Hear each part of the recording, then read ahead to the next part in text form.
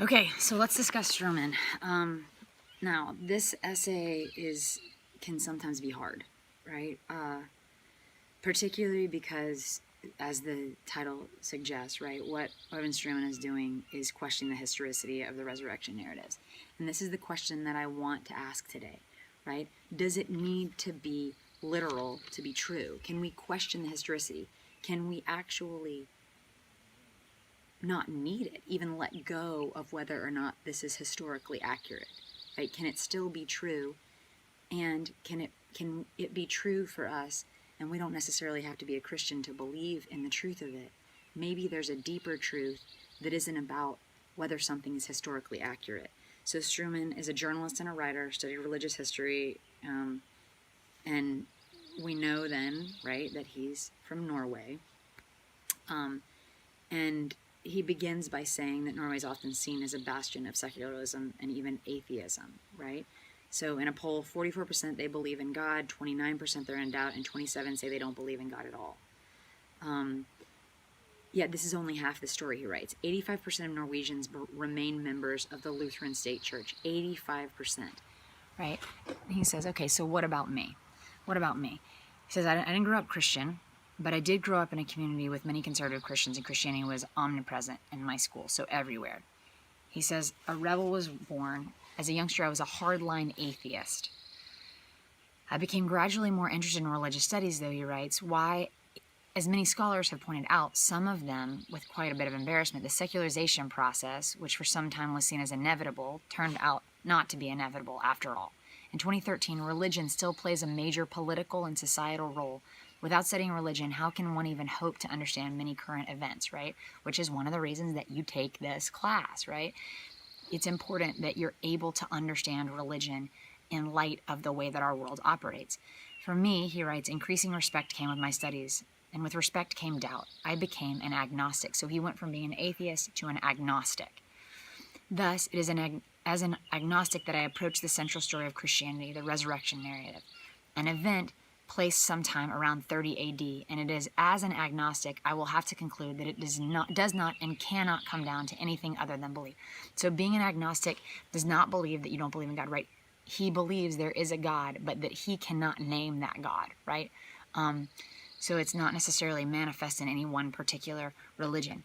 So here we go. The argument is then that believing in this can only come down to faith. Believing in the resurrection, that is. So first, regardless of what certain Christian apologists may claim, we do not have strong historical sources regarding the event, or for that matter, on Jesus as a historical character at all. So number one, not strong evidence historically. Most of us might agree that he did live, that he was regarded as a teacher and a healer, and that he was a Jew, also that he was crucified on the charge of sedition, but otherwise we do not really know much about the historical Jesus of Nazareth. So according to traditional Christian understanding, the Gospels of John and Matthew were written by eyewitnesses. That's traditional Christian understanding, right? So what Christians have believed up until now. Modern research, however, has shown that there are good reasons to doubt this claim. In any case, it does not seem likely that any of the Gospels were written before 70 AD, which is 40 years after the reported events. Would you today, he says, believe a story about a man rising from the dead in the 1970s? A story not written by an eyewitness, a story published 40 years later and peddled to you by the rather small, yet increasingly successful new religious movement? Or would you consider it, perhaps, a fanciful fable? So here's the question that all right, what about if you heard a story 40 years later, right? And at this time, only a small group of people were even telling the story. If you're a Christian and this does provoke you, he says it shouldn't really. But you might want to consider a very real parallel if you're provoked by that idea. How dare you suggest that? Namely this one, the question of the historicity of the Prophet Muhammad. Once again, we have few sources except distinctly Islamic ones, most of which are of a later date. There is a Greek anti-Jewish text called Doctrina Iacobi from around 640 AD, which mentions a false prophet among the Saracens. So basically he's saying ultimately that there's a parallel in Muhammad. It does not tell us much about the historical Muhammad, and I have met quite a few Christians who regard his prophethood as nothing more than a fanciful fable.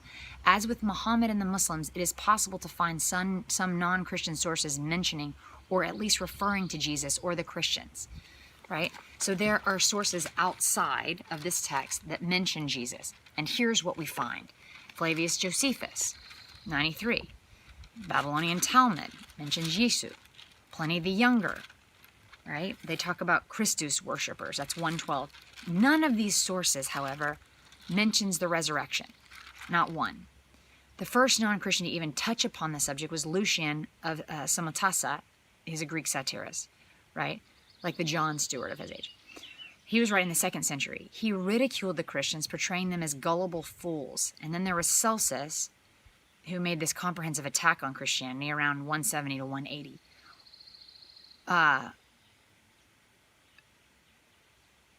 Celsus disregards the resurrection as a story from a half-frantic woman, as you state, and some other one, perhaps of those who were engaged in the same system of delusion. Of course, none of this disproves the resurrection, right? He's saying, listen, how many people wrote about the resurrection? We have this one, and it sounds like people don't even believe that Christians are trustworthy. He says, none of this disproves it, though, but it does show that there is no such thing as historical evidence for the story. Regardless of what the Gospels say, and regardless of numerous daring claims made by Christian apologists, it shows that the story itself was so fantastic that it was met with disbelief even in a time when magic was considered as a very real phenomenon and where gods were seen as active participants in the worlds of men, right? You got to think about that. I mean, that was prevalent in Greek philosophy for hundreds of years before this. It is worth noting that there are many early Christian texts which do not share the focus on resurrection. The Gospel of Mark, for example. By scholarly consensus, it originally ended in 16:8. So 9 to 20 were later added in an attempt to bring it in line with the other 3 Gospels. It's indeed striking that the earliest written Gospel does not originally contain a story of Jesus' resurrection. The aforementioned hypothetical Q source used by Matthew and Luke focuses almost exclusively on the teachings of Jesus, not the resurrection. It doesn't even include it. Gospel of Thomas, no resurrection. Gospel of Mary, no resurrection, right? Both of these are focusing on miracles and then the teachings as a way to inner spiritual knowledge, respectively. Indeed, one could argue that if it were not for Paul's focus, who we'll discuss next week, on the significance of the death and resurrection of Jesus, that those beliefs would not have even become central to the faith. Even Paul's own understanding of the resurrection is not entirely clear, right? We discussed this. Some have reason that he didn't even believe in a physical one, just a spiritual resurrection. You can find the basis for this in Acts 9 and 1 Corinthians 15. So he concludes then, none of this tells us more about the historical Jesus or about the historicity of the resurrection narrative, of course. It does, however, reveal that the story of early Christianity is a story of heterodoxy rather than orthodoxy.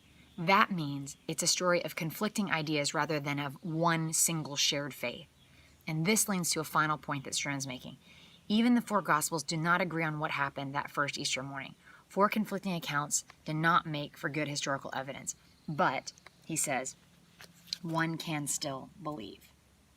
Now, if you'll notice on the PowerPoint, I actually have a bunch of questions that I want you guys to think about, right?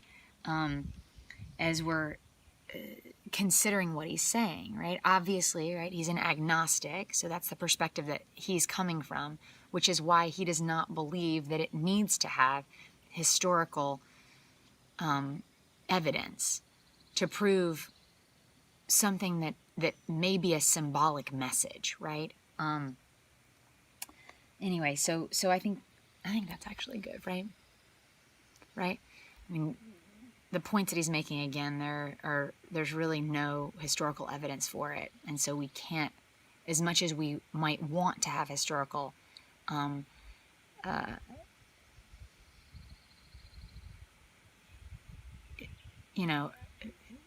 fact proving this, there is not outside of the Bible. And is that even actually necessary? That's the question I want you to think about.